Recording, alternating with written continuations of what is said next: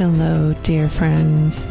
Welcome to episode 205. I'm Cherie Burton. This is Stand, Speak, Shine, a podcast for those who long to feel, express, and be who they truly are. Today, my new friend Andrea Ward Berg and I dive into a topic and into some territory that's really tricky to discuss, to look at, and that is internalized patriarchy and racism. Treading this space very carefully with respect, truly seeking to understand this, heal it, create awareness around these issues. And Andrea, she has been an amazing advocate and educator of how supremacy culture has harmed all of us. And she's got quite an array of experience working 15 plus corporate jobs in 10 plus countries, and now 7 years of entrepreneurship. One of her grand specialties is human design, and we're going to go into what that means in our discussion. But this episode is really about unpacking white colonization, exploring what white feminism means, which I've only recently dove into and have sought to understand and unpack my deep programming around what I might be carrying there. We all have inner illusions and beliefs that are creating fear and separation, and often we don't know what they stem from. You'll hear in this episode a story that I related of how I discovered what I've been holding for a long time and where it started, which was very, very, very young, very innocent. When you wake up to these issues, you realize it's time to unpack and look at them, because we're living in a time of deconstruction on multiple levels. In the show notes, you'll be able to see some of the further reading and books that we referenced in this discussion that you can explore in your own. Very powerful books. And remember, you can follow me on Instagram at cherie.burton.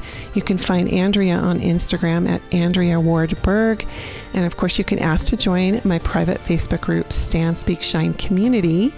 And as many of you know, I have recently relaunched the Stand, Speak, Shine course. So all of that is available on standspeakshine.com. So now let's go into this territory. Let's discuss these difficult things with my new friend, Andrea Ward Berg. So Andrea, welcome to Stand, Speak, Shine, the podcast. Thank you. So happy to be here. I want to start with your expertise in human design. It's something I've recently been dabbling in. And actually, it was my sister, Robin Jones, that connected us, because she had worked with you in human design, and you guys are part of the same mastermind. And she's like, you got to talk to Andrea. You got to talk to Andrea. You guys are so much alike. You're both projectors. I'm like, what's a projector? You want to briefly give us an overview of what human design is and how you were drawn into that? Yeah, for sure. So human design it's kind of like Myers-Briggs meets astrology, essentially. So it's a way to understand the human experience. I don't know if you want to call that like a personality modality or, whatever language you want to use for it. But essentially, it's a way to understand the many layers of what it's like to be human. And it is a synthesis of astrology, the I Ching, the Vedic chakras, and Kabbalah. So yeah. It's so rich and deep with all this indigenous and ancient history and science, really. Yeah, science. Exactly.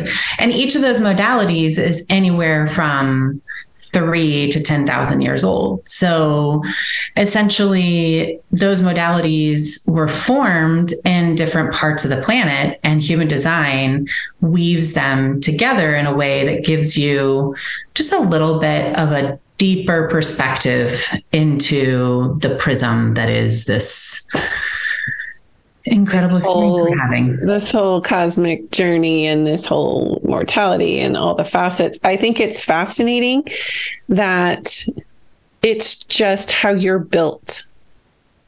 Yeah. It's not wrong. Like, we tend to look at everything so, good, bad, right, wrong, black, white, yes. Which we are going to talk about today. Yes, we are. We're going there, which is needful. So you mentioned that human design is kind of a path to liberation. Yes. Trayvon Martin's death. So that was about 2012. what happened in that moment is whitewashing that was happening in every aspect of my life as a non-BIPOC person. That was the first layer, right, of awareness. And I think can you talk about that acronym BIPOC for people who might be unfamiliar with that? Yeah. So BIPOC stands for Black, Indigenous, People of Color. And we have to be really sensitive with that term because the experience that is encompassed in that term is actually really broad and complex. It's all, we don't want to keep classifying and categorizing and creating lines. Right. But I think where the term is helpful, and my friends that are BIPOC have encouraged me in this regard, is that it helps to delineate the experience of the global majority. So if you look at the global majority would fall into BIPOC, right? Mm-hmm. And so we're in a situation where the global minority is having a certain experience that is extremely different from everyone else's experience and extremely harmful to everybody else. So it's just helpful to kind of have that language. And I prefer to use the term non-BIPOC because a lot of it's how you identify. And the term BIPOC itself is a piece of that new language that we are establishing and learning, which is about identifying and understanding the roots. Where does that identification come from? What does it mean for your experience? So we talk about human design as a tool for liberation.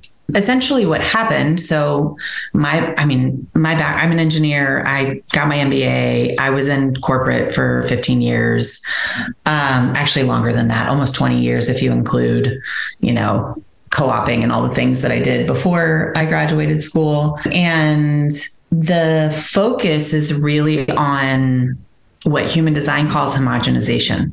So everybody does this one thing, then everybody does that thing, then everybody does this other thing. And that is, how these massive systems and structures that we have been built. Right. I came to human design in 2017, but it wasn't really till 2019 when I started to find the teachers that I was meant to find that started to break apart more meaningfully. And the reason why human design is such a powerful tool for liberation is immediately you're struck with, okay, if this is true for me, then what's true for them? Like you are just immediately realizing your human design is unique to you. And that means that everybody has a different human design. Like I even have a client who's a twin, and her twin brother, one of his variables is different. Like they were born. Their astrology is technically the same. 6 minutes apart. Their astrology is the same, but one of their variables is different, which is like the layer beneath the line in human design. So it really just speaks to the uniqueness of each of us. And that's what liberation is all about, right? Liberation is about every person should have the opportunity to live out their unique path. Right. And so on some level you realized and had this awareness that in this diverse landscape of humanity and everyone having this very specific design, that there are large marginalized groups that are not afforded the same respect. I don't know. I don't want to put words in your mouth, but it feels like your soul was just kind of like, what? Yeah. I think the big piece that I woke up to was that this homogenization is hurting everybody. Like we use the term, it was coined by Sonia Renee Taylor, and I really love it, white supremacy delusion, WSD for short. And some people call it late capitalistic, post-colonial society, patriarchy. These are all like terms that we use to describe the water that we're swimming in. And that water is seeded with these erroneous beliefs that date back centuries, thousands of years. So when you're trying to get fresh water in that ocean of conditioning, human design is like a lifeline to that fresh water, because it affects all of us. Right. It affects all of us. It affects every single human being on the planet. Right. And for me, I have avoided this topic to a large degree, just because I haven't felt like I had enough experience with even interacting with a lot of BIPOC people who would be categorized as BIPOC. And it's almost like I have this, it's a theme I run a lot in my life: survivor guilt, having lost a sister to suicide, and just experiencing a lot of loss, and a lot of, not being able to relate to different cultures because it wasn't my experience. It wasn't. So the water that I was swimming in, it was highly patriarchal, highly white, highly male privileged. Even we could even go so far as to say, in the religious space I was raised in, as I've deconstructed a lot of the teachings, there was a lot of racist ideology. There was a lot of, the more spiritual you are, the more white you get, literally. And you and I had that discussion before, but I had no people of color, literally almost no people of color in my life. No friends that they were just because I lived in highly concentrated areas of white people. And I'm 100% Western European when I had my DNA done. So it's just, sadly, until I started deconstructing other things, like other pieces of like how women are marginalized and LGBTQ, and until I started just deconstructing all the marginalized groups, I finally got to the core of it, was white colonization. And I have chills right now. I do too. Because it really did boil down to like that manifest destiny, white American privilege, And unless I was a woman, I may not have truly deconstructed that piece, the white male privilege piece. Yeah. I mean, I think a piece of the puzzle is that it's not doing white men any favors either. And the rates of suicide among white men are higher than any other demographic combined, and they're increasing. Yeah, it's interesting because I think we're able to spot it because the adversity that we're experiencing is obviously greater in that, white patriarchal system as a woman. And so we wake up to it. And then the question is, what can we do about it? Right? Because in so much of our programming, there is this sense of safety with that system. And that's a big piece of deconstruction, is understanding that there is no safety if so many people are being harmed. Right. That's not going to be the source of your safety. That just starts to kind of pull things apart at the seams. And at least I find a lot of people kind of throw up their hands at that moment and are like, it's too much, it's too big. So it kind of transforms it from more problematic behavior, which is like the savior complex and all of that stuff, to more empowering behavior, which is what liberation is all about. Liberation is about empowering. So it's really, and it's ironic. I mean, it's fitting. It's not ironic. It's fitting that we're recording this 2 days after MLK's holiday, because we're talking about somebody who had words for this and could imagine it in the 60s. And, now here we are so many years later, still trying to figure out how to take the next step.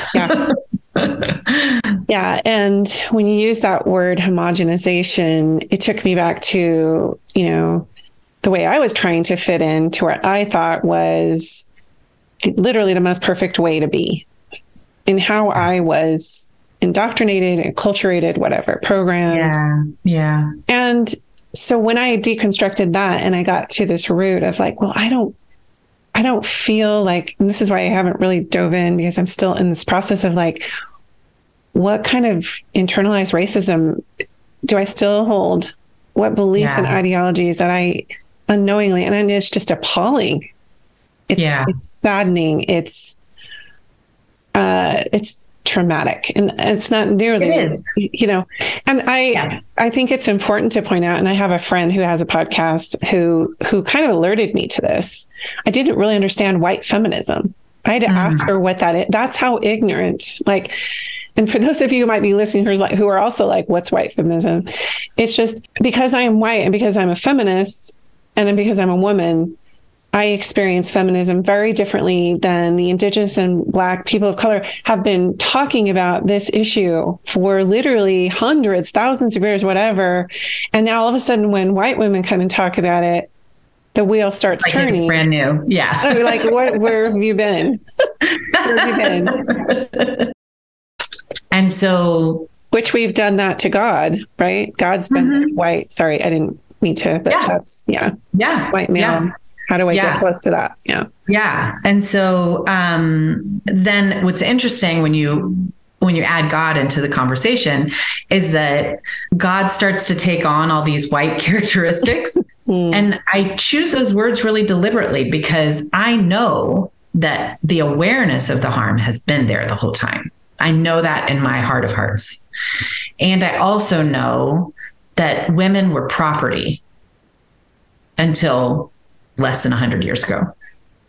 And in some people's minds, well, it's still happening in other parts of the world too. Like what's happening in Iran. We couldn't have a bank account until the late 50s. Yeah. And I think people still carry that mindset in a collective. Totally. So even though it may not be reprogrammed that quickly. Yes. Totally. And so, there's this subconscious, even when you look at, like, I think we were talking about this in our last conversation, the number of white women who voted for a known rapist in the Georgia Senate runoff was 44%. And somebody who knowingly was going to vote to take away any right to have a say in what happens to your body. 44% of white women voted for that. Yeah, I think also that what you're talking about with that proximity, for me, it was, I'm just talking from a religious standpoint here, because that was pretty much my whole worldview. Right. It was, how can I get proximity to this priesthood leader, this male person who has these answers, and how do I get closer? And also has the power. Yep, exactly. And I think what we're talking about is this inner alignment with our human design, if you will, our authenticity, and then allowing and seeing the marginalization, seeing the bigotry, the misogyny, all these things.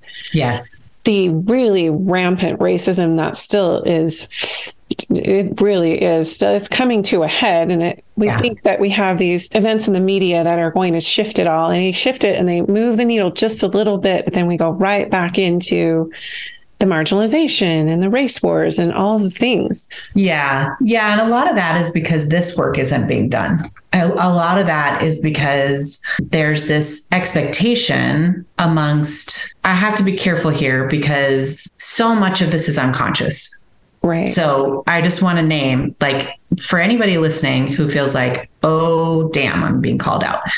It's not a conscious intention to propagate this stuff. This is just what we know, and we propagate what we know until we know something different. And even when we know something different, we still propagate it for a while because it takes a while for those neural pathways to be remapped. So when you have a realization that all of this is happening, that is not good, right? People are being harmed. something needs to change. And then you're born into this hierarchy of, well, then, that political leader needs to change, or that we have this tendency to just externalize our authority. And that's something that the founder of human design talked about a lot. He calls it outer authority. And outer authority can be very helpful. It can be very problematic, depending on whether or not that outer authority is in alignment with what's correct for them. And then we can come to this conversation from a more resourced place, because you can't cure this disease with the same medicine that created it. Yeah. You need a different medicine. Yeah, it is so multi-layered. And I think the grief I felt, the shame I felt as I've deconstructed and as I've adopted these ideologies, and kind of the drip system is how I think of it. It was like an IV drip that was slowly happening through my whole life. And I couldn't see it. Yeah. Until I stepped out of that bubble of the culture and the teachings and just literally started at ground zero. Yeah. One of the things you and I talked about before that we do have to be I had the belief that I wasn't qualified to talk about racism because I do have that proximity. I have had this privilege. I can only speak of what it feels like to be a woman and to step out of the box and the norm and not be this homogenized form of whatever the patriarchy was trying to create and propagate. But I may not be qualified to talk about, let's just say, definitely I'm not qualified to talk about what it means to be a Black woman. Definitely. But I am qualified to talk about my experience and the things that were held up as, let's just say the elite. Yeah. That has been the hardest part, is falling from that and looking at that and whoa. Yeah. And my husband, I have a lot of white males I love. I have 3 sons, my husband, my dad, all my, and it's been interesting to see them. My dad used to be a policeman. He's a retired policeman. And you know how that's a whole other thing with racism and violence and it's just been really, really interesting to see the shackles just kind of come off, and even conversations with my husband around, oh my gosh, it's like listening to a podcast of an experience with a Black woman. He listened to it for 8 hours. I don't know. He came away just, oh my goodness, I feel like, where I've been so asleep to this pain, to this privilege. So he was raised in Idaho. I was kind of raised in Wyoming. And again, going back to that, I can only speak from my experience from my past and what I'm now experiencing, which is a deep grief and shame. Yeah. I went to in 2019, I went to this amazing retreat, women from all over, and there were about 15 of us. It was called Soul Fire. And it was in the Blue Ridge Mountains. And it was so beautiful that there was a Black woman and all of us were white. There was one Black woman and her name is Karen. And she has just this brilliant career. She's so fun and gorgeous and all these things, just so lovable. And she just reminds me of a goddess. And we got to a point we had a silent day and all these things, and we were all just talking about such deep, amazing things, but it culminated in us apologizing to her. And I think if I were to, because that was also part of the year that I started really deconstructing so many things. Yeah. And to see her receive that and to feel how I could have been part of the problem. Devastating. Devastating. For all of us in the room. Yeah. And I think a big piece that you're speaking to is the need to hold that grief. We have to build our capacity to hold that grief, because the ability to hold the joy that's on the other side is tied to being able to hold that grief. It takes going through the underworld, in the birth community, we talk a lot about Ayana's journey and going through the labyrinth. we have to go through a very similar process. Inanna, the Sumerian goddess. Yeah. Yeah. And it's so tied to being able to reckon with what's happened, recognize our responsibility, and also we have to be able to forgive ourselves. We have to be able to forgive.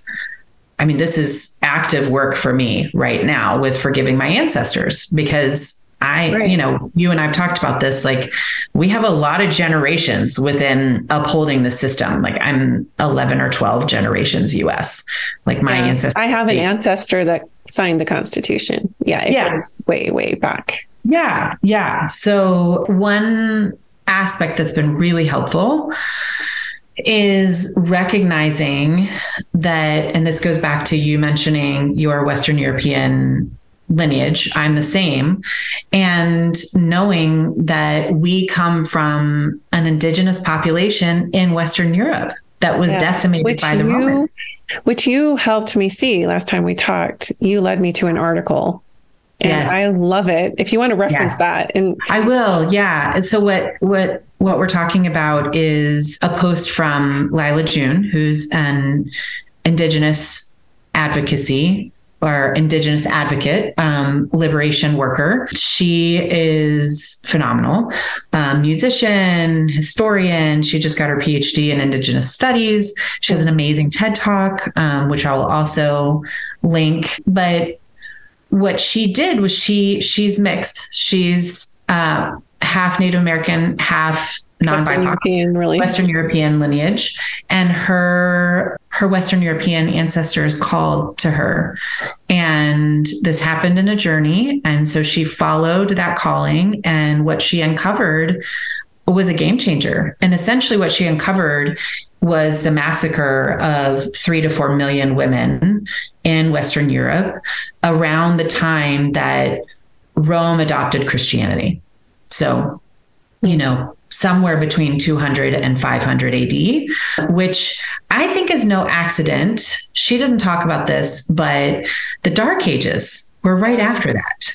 Yeah. And the plagues and the famine. As soon as you wipe out large groups of people, and including the feminine, especially in all that indigenous rich medicine, yes, you're going to have a dark time. You're going to go into a dark age. Yeah. I'm chilling on that. Yeah. So they wiped out all of the wisdom keepers, all of the medicine people, all of the people who knew the medicine of the earth.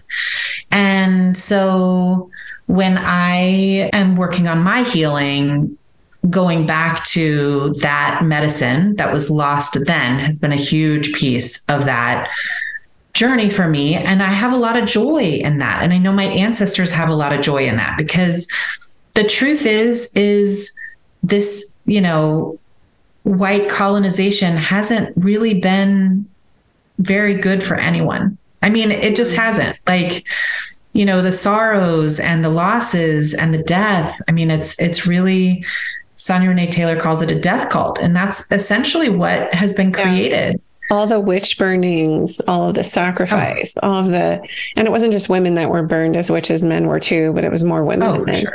But millions of people. Millions. Yeah. Yeah. And so we have to recognize the harm done to our own people, in addition to the harm done to BIPOC that's continued to this very day, and really hold the possibility for joy at the same time as the grief, because the grief will take you under, and the grief is never the whole story. The grief is a piece of the story. The grief is an important piece of the story. None of us have really been taught how to grieve, how to be with these hard feelings. And also recognizing you're here now. You care now. And so how can you show up now? How can you elevate joy? How can you create more opportunities for joy? How can you invest in repair? And listening, I think just deep listening to the stories of people who've been walking this in their bodies, we don't have to worry about the same things they've had to worry about, no matter how much wealth or status they achieve. Yeah. And it's, even to say they, it feels like I'm othering. Right. But ultimately, I mean, we have to other in this case because we have not walked that experience. Right. Yeah. And so, I think it would be helpful to just name some of the teachers that people can check out. And yes, I have a really good book that I love that I was planning to bring up. Yes. It's called God is a Black Woman. Yes.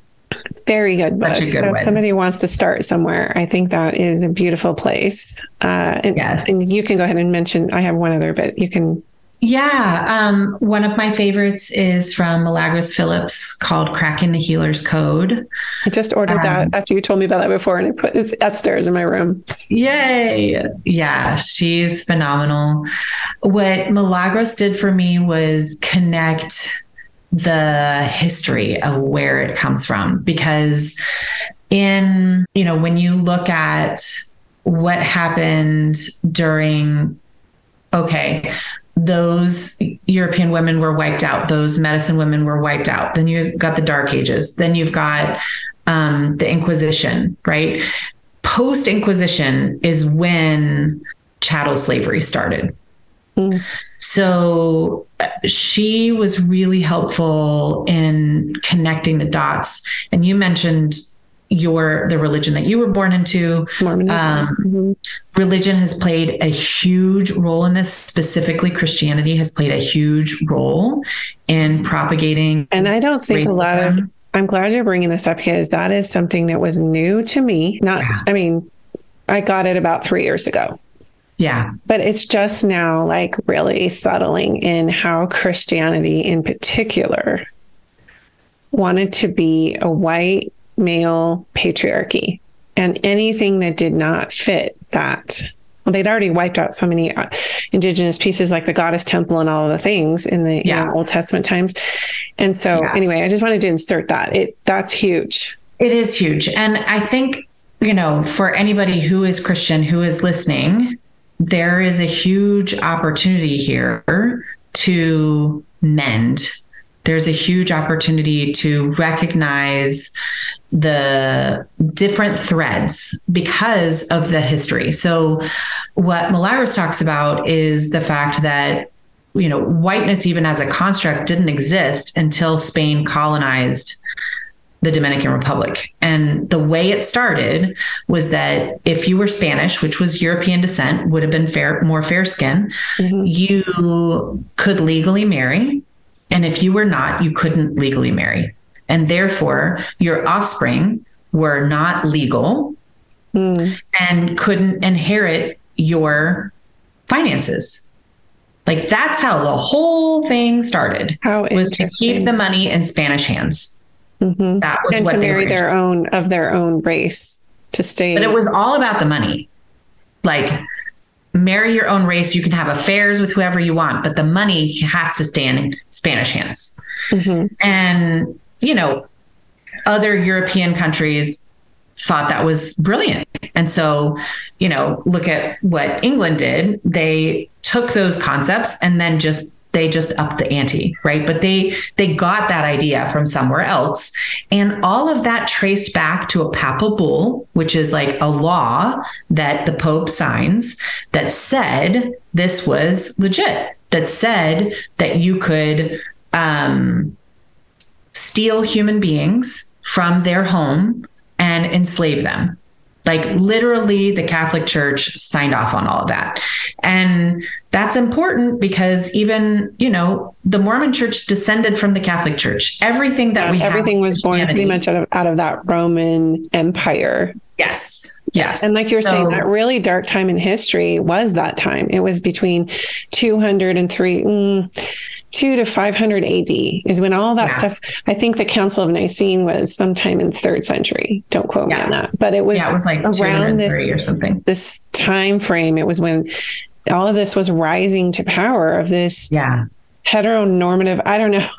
It's just so interesting how I love. I didn't know that about the Spanish, but that's interesting. Yeah, it's wild. And they didn't create it. That's giving them too much credit. Like, there were plenty of empires who were dabbling at terrorizing humans before that. The Persian Empire, the Mongols, the Ottoman Empire, they all were very authoritarian and violent and hated women. So not all of them hated women, but they were all authoritarian and violent. Right. So just recognizing where all that comes from is helpful in seeing through the lies, because it's taken a different form today, but it's still a lie. And it's still holding us back from being the fullest expression of what we're here to be. And I think as women, we're so connected to that because we birth these humans into the world who are here to be a full expression. And then that brings to question, well, am I being a full expression?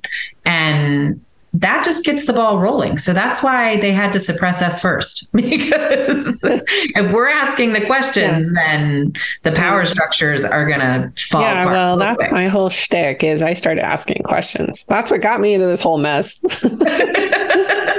But I love bringing in this piece of, the patriarchal white woman. Yes. Awakening to how there are a lot of white feminists, let's just say, or white women in power or close to that proximity who are propagating the same ideologies unknowingly and calling it feminism. Yeah. And it's a lot of racism. It's further marginalized. Yes. Yeah. Yeah. And one of the things that is important to understand is that when you don't have exposure to these other experiences, then you're naturally going to think you're the first. And that is a big problem in our, non-BIPOC families and communities, because we have been in a fog for centuries, a literal fog. Yeah. And we've been having our own problems, right? I mean, you talk very openly about depression. You talk very openly about your sister's suicide. These are all effects of the system. Mm-hmm. But the system would have you believe that it is an individual affliction versus a systemic problem, right? And I think that is what you have woken up to and are trying to help other people see, is that we are not going to be able to realize ourselves individually until we deal with this systemic problem. Yes. Thank you. That's very well articulated. And I know that your experience was you grew up in the South. Yeah. You were raised by Black women, that's literally what you told me. Yeah. And I had no people of color that were feminine leaders in my life at all. Yeah. So I grew up in Atlanta. I was born in Charleston. We moved here when I was 5, and most of my teachers, probably 2/3 of my teachers, were Black women. Mm-hmm. And they were amazing. They read me the riot act when I needed to be read the riot act. Love it. When I was being entitled, I was made known that I was in the wrong. I love to tell the story. I mean, this just kind of encapsulates the energy. But my 8th grade English teacher, Miss Sanders, she took no bullshit from any of us. And it was, advanced 8th grade English or whatever. And you walked in her room and literally the banner on the opposing wall was, "This isn't Burger King, you'll do it my way." That is the energy she brought. And I just think back on what she had to live, what she had to master. She had to master her own domain. She had to master this primarily white neighborhood school that was in a what DeKalb County called M to M, which was majority to minority. That was the way that they described desegregation, essentially. And, masterful at the English language and all of the reading comprehension, and just like, I studied Greek mythology with her, and I was 13. I mean, I was a baby, but it's such a great, microscopic detail of the energy that these teachers poured into us. And I spent all day with them. Miss Bates was my, I think, 5th grade teacher, maybe 6th grade. Very similar, just no nonsense, they kept us on our toes. And I am now doing some of this liberation work with someone that I went to high school with 30 years ago. And I hadn't seen her literally since 94 until last fall. So 25 years. And we come from those roots together. She's a Black woman who navigated all of those dynamics, and me being a white woman in those similar spaces, and just the roots. The other thing that I know came from that time is that I have no problem. I actually am more comfortable taking direction from Black women than I am from any white person. And I know that comes from back then. To be completely honest with you, I've deconstructed to the point where that's true for me as well. Oh, yeah. Even though I'm still not close to Black culture or large populations of BIPOC, I feel that way. When I have a really good friend named Rekia. She's from Nigeria. We're working a lot together. We met in Costa Rica when we were doing ayahuasca medicine a couple of years ago, and we've just stayed really close. And there's just something about, and she's introduced me to a lot of her friends, and there's just something about, I just feel like I can relax. Yeah. I just feel like it can be real. Yeah, because you're touching a lineage of work that is in integrity. It's so embodied. They seem so embodied with all of that generational trauma.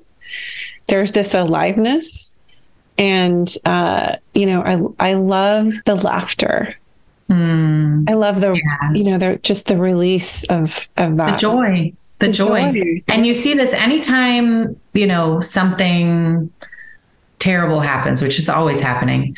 We only hear about it, sporadically, but there's this burst of Black joy that gets shared. And that joy is so powerful because it proves resilience. Yeah. And it proves what's possible. Yeah. And that takes me back to human design. And I think we can kind of wrap here. Yeah. There's so many pathways we could descend into and explore on this, but I think I just want to offer to listeners my humility, because I have been ignorant of some of these issues for so long. And I'm just taking another level of awakening into the experience of the BIPOC, the large, like you said, it's the large majority of the world. Yeah. But with human design, I think what I'm hearing you say is, when we work on what's going on in here, the ideologies we've accepted, the anything that's taken us out of alignment with the reality and the truth of who we actually are on the soul level and how we've separated.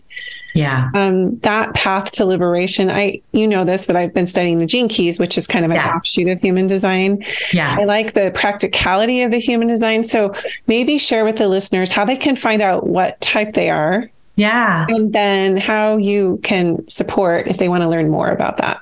Yeah, for sure. So we'll put this in the show notes, but go to geneticmatrix.com and put in your birth date, time, and location. And that is going to give you your chart, your human design. And if you don't know your birth time, there are ways. Just Google human design. I don't know my birth time. And there's so many blog posts on it. Yes. Essentially, you come up with a range and you see what shifts within the day that you were born. Sometimes nothing shifts. And so you can get to it that way. So once you have pulled your chart, then I have a mini course called Better Human that takes you through type, strategy, and authority, which are the foundational elements of human design. Type is how your energy works. Strategy is how you are meant to move through life, and authority is how you are meant to make decisions. And the reason that course is called Better Human is exactly what we're talking about. So there are a lot of references to what happens to us with this, constant conditioning when we aren't aware of how our energy works, et cetera. So that is a really fantastic place to start. And then there are, some other options to work together. There's lots of other resources out there. It really is its own path. It's its own discipline and art. Yeah. And, when my manuscript gets written, I'm going to dive deeper into human design and to companion it with gene keys, because they're so powerful. So different than just going online and taking a personality test, or because there's nothing to answer. Like, this is when you were born. This is where the stars were lining up. Here's where you chose to incarnate. And largely, like, your soul planned your chart. Yes. It planned your human design in this incarnation. Yes. Yes. So roll with it. Learn about it, and it's right? really, honestly, it's so liberating. It will bump you up against conditioning or ways that you thought you were supposed to be, and give you an opportunity to release that and experiment, not trying to do that. And also it allows you to be in what Ra calls be in the movie, like be in your life without like trying to change it, like literally just be present in it and witness what's possible when you're not trying to fix yourself or trying to hustle after something or whatever. Yeah. And that takes me back to some notes I had taken when we were talking last about the witness, being the merciful witness. I went to an astrologer once and he taught me about karma and dharma and everything. And I'm still working with him. He's amazing. But he keeps saying, be a merciful witness. This is how you're built. Yeah. You're not wrong. Nothing's wrong. Yeah. And like also Jesus was trying to teach that. And a lot of enlightened teachers were trying to teach the whole thing about, bear witness. Yes. Yes. What is and that? It's no accident that an astrologer was one of the three wise men. Oh, that makes sense. People don't talk about that very much. That's true. They follow the star. That's right. In the Essene community, which Jesus was a part of, every baby when they were born had their star chart pulled. Which is... I wonder what Jesus's astrology was, I'm sure he was an Aries. He was born in April.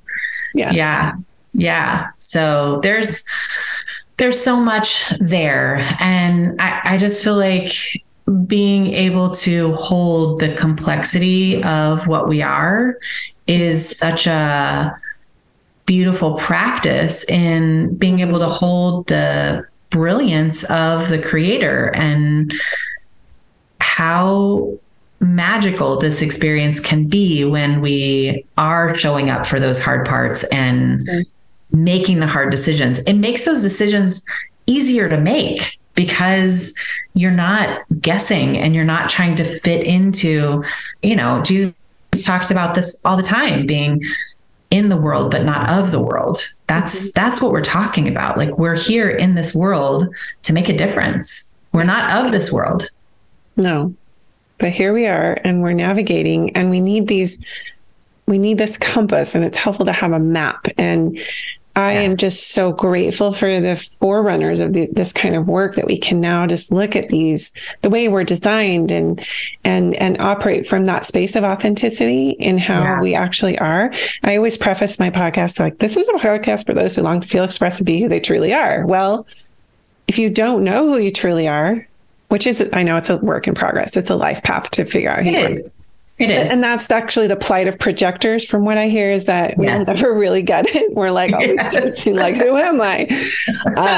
But that propels my work, and it propels me to like, why can't we, like, this sounds so kindergarten, but why can't we all just get along? Yeah. And I think that's what we're also at the soul level trying to bring ourselves to as a species. We are. And a piece of why we can't is because we've been told that we can't survive if the other person is thriving. Mm.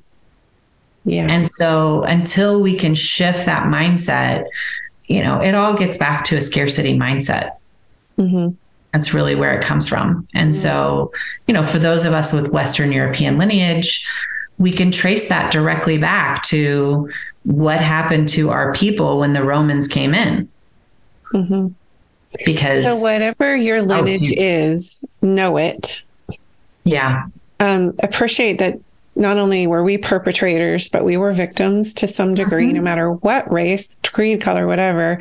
And in that, for me, the work is going deep into the fears and the ideologies and recognizing that, if I have this internalized racism, which I know I still do, that it's like you said, it was unconscious. And so I can offer that self-compassion and now know, like, I'm waking up and I see you now. Yes. Into that internalized homophobia, internalized racism, internalized patriarchy, like it's there. And I'm here to do the work to dismantle it. I'm here to tear it down. And that's why I love Milagros's book, because she gives a framework for actually healing, which is what we need. And the book, like I said, it's upstairs. I'm going to read it on the plane, but can you remind the listeners of the name of it? Yes. Cracking the Healer's Code. Cracking the Healer's Code. And I would also, again, recommend God as a Black Woman. Yes, God as a Black Woman. Yeah. Those are two great places to start. And we can put together a couple of other, we'll put that blog post from Lila June and a couple of I've got that article. It's excellent. It's actually in Medium right now, I think. Yeah, it's in Medium. Thank you, Andrea. This has done so, I hate to overuse the word enlightening, but I had like chill bumps like about 5 different times we were talking. I'm like, oh, we're hitting on something. Yeah. It was so good. Thank you for having me. You so much. And if anybody has questions or, I know you're going to put some posts up on Instagram and stuff, but we had talked about possibly doing a Q&A or something later. So if there are questions, we are happy to come back. And I also want to bring in some Black women, some people, and just open that up when the time feels aligned for that too, because as I'm talking, like, here's 2 white women talking about racism, but it's our experience. And it's like we're showing up to invite others to do the work, to examine and explore. And it's important that we're not afraid to talk about the impact that it has on us, acknowledging what we have learned from those who face more adversity than we do. Absolutely. So well stated. Thank you, Andrea. Oh, thank you. It's so good to be here. We are living in a time of deconstruction, of looking at ways homogenization has pervaded our culture. I bring these issues to the surface as a way to shine a flashlight on what we might be carrying that is harming not only others, but ourselves. So the invitation and question is, how have I internalized patriarchy and racism? What can I do? As Andrea and I discussed, this is not yours to carry. But when you see injustices, speak to it. It doesn't matter if it's joking with a couple of your close friends and somebody says something that's harmful and you are the one that says that's not cool. Or if you see it happening in greater spaces, subtle messaging on social media or community spaces, we get to shift it in our own personal spheres of influence. In the show notes, you'll see how to follow the wonderful Andrea Ward Berg in all of her work around supremacy culture at Andrea Ward Berg on Instagram and on her website, andreawardberg.com. Have a wonderful couple weeks until we meet again on Stand, Speak, Shine podcast.